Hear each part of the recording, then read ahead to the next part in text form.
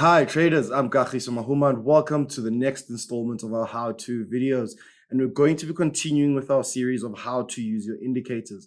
And today I'll be looking at the MACD, also known as your moving average convergence divergence. Okay, now this is a very cool indicator that was invented in 1969 by this trader named Gerald Apple. All right, and he used it on his technical analysis of trading and when he created his asset management company, and it has been used ever since and is still used to this day.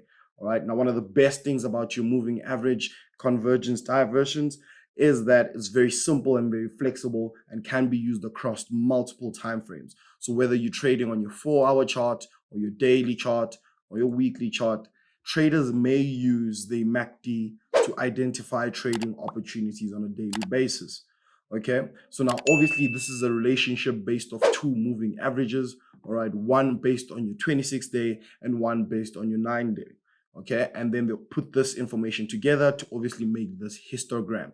All right, so those are the basic essentials of your MACD and can be used across different asset classes. So like stocks, bonds, commodities, even the Forex market. So whether you're trading currencies or you're trading stocks, even if you're still into CFD trading, traders do use the MACD, all right? And this essentially just calculates exactly how your exponential moving average over the 26-day and the 12-day or the 9-day actually correlate together, all right? And this is very helpful to help and identify when a breakout in trends or how is momentum carrying during a trade.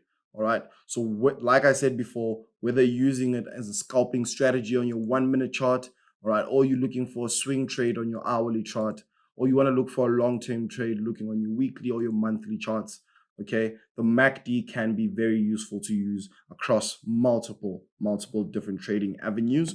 All right, and there are different strategies that are based on the MACD purely on its own, but there are also different strategies that uses the MACD in correlation with other indicators.